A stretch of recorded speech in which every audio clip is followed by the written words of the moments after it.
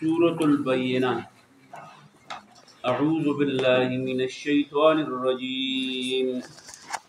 بسم الله الرحمن الرحيم. لم يكن الذين كفروا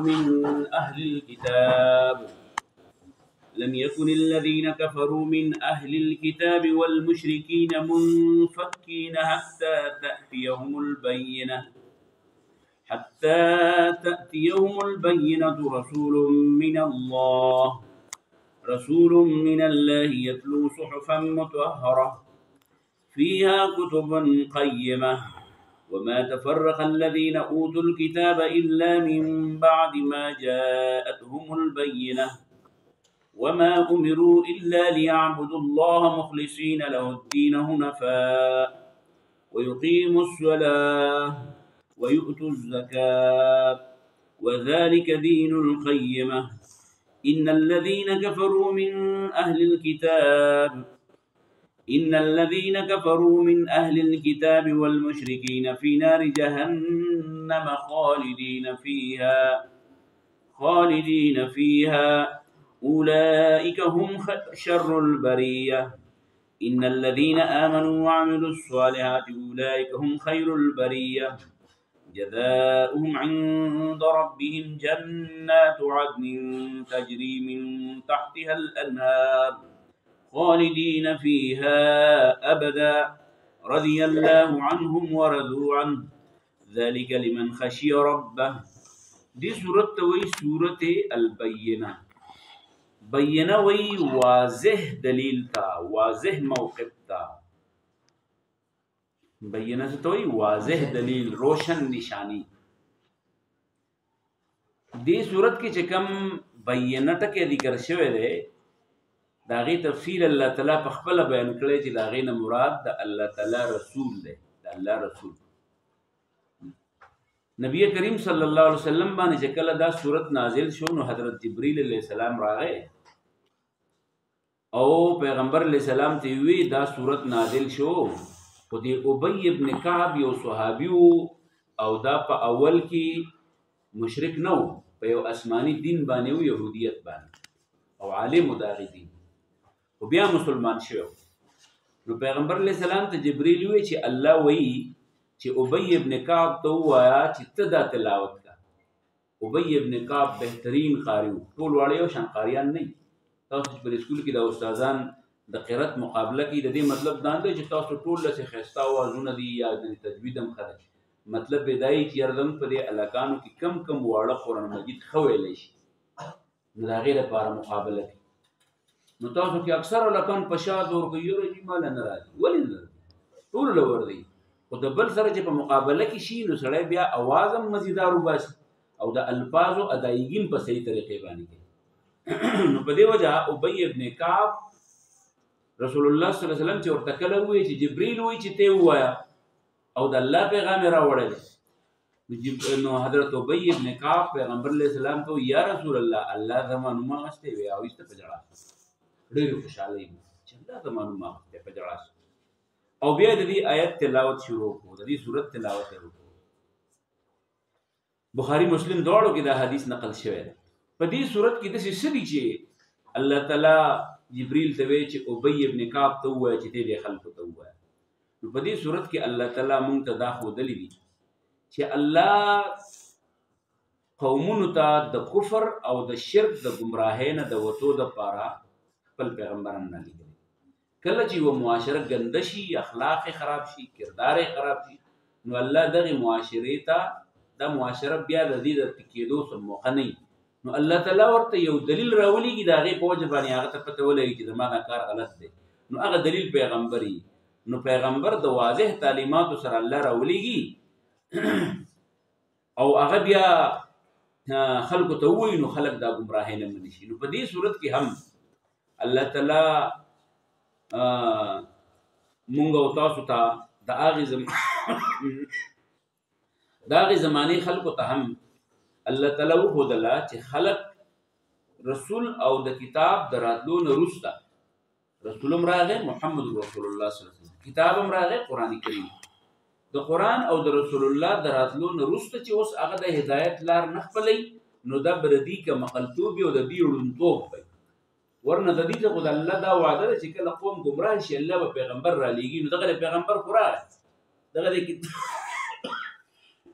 کتاب خو نازل شو نو چې دوی اوس د هدایت لار نه خپلوي نو دا د الله تعالی په نسبت باندې بدترین مخلوق دی د بدترین مخلوق ځای سره جهنم دی الله دې موږ ټول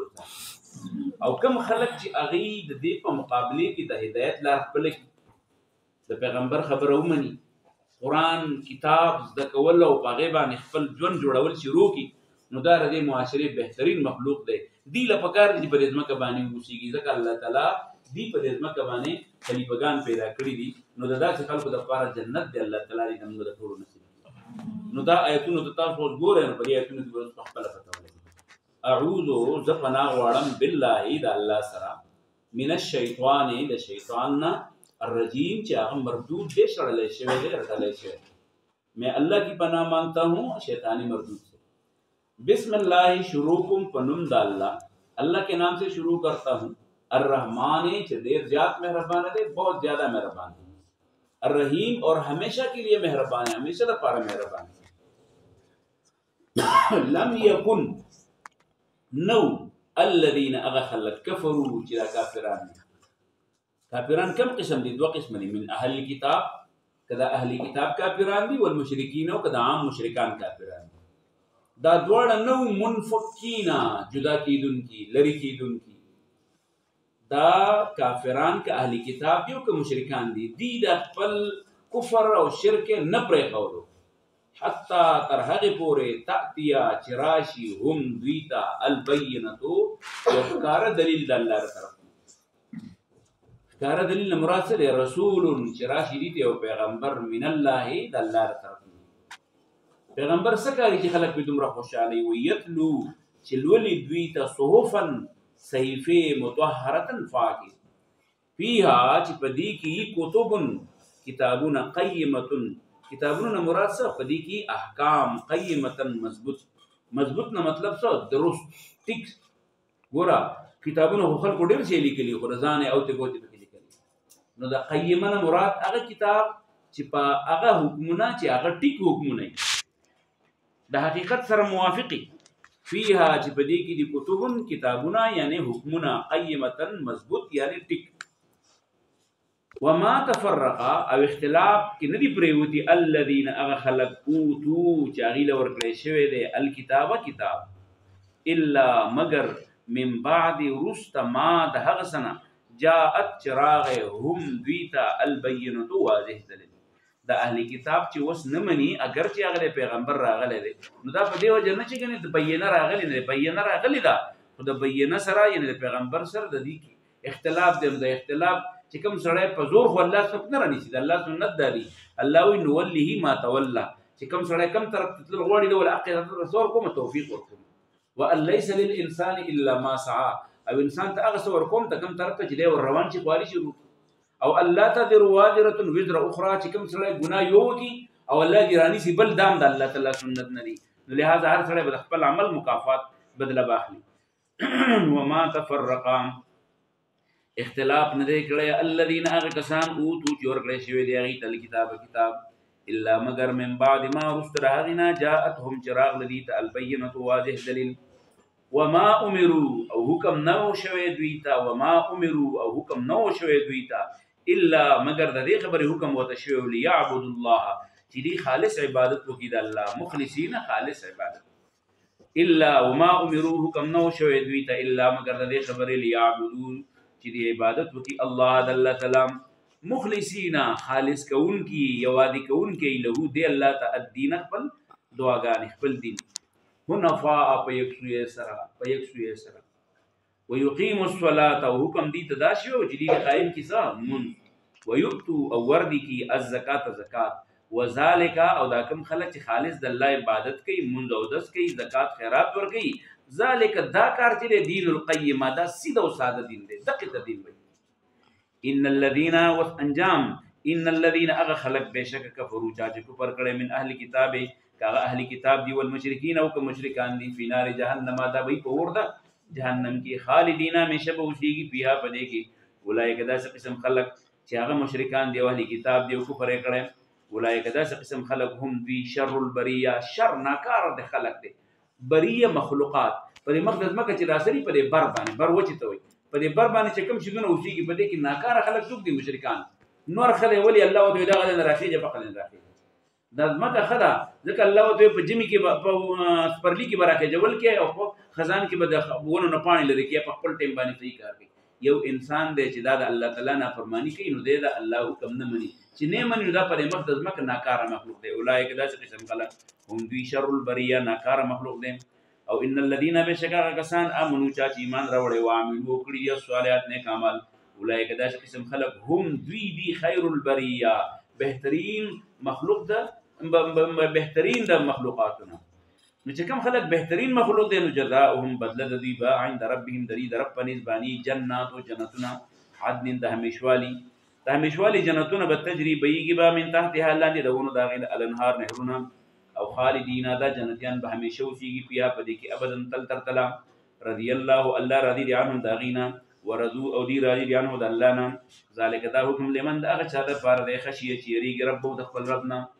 بسم الله الرحمن الرحیم لم يكن نو الذين كفروا کسان چې کفر کړي من اهل کتاب که اهل کتاب والمشرکین او عام مشرکان دي منفکین اخلاصیدون کی او جدا کیدون کی حتی تر دې تاتيهم چراشدی د البینه واضح دلیل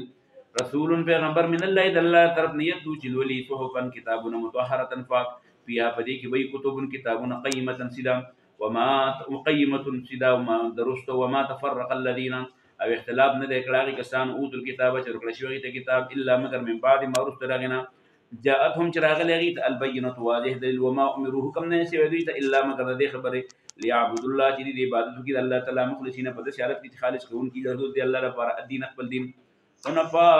په یو سره هنفا په یو سره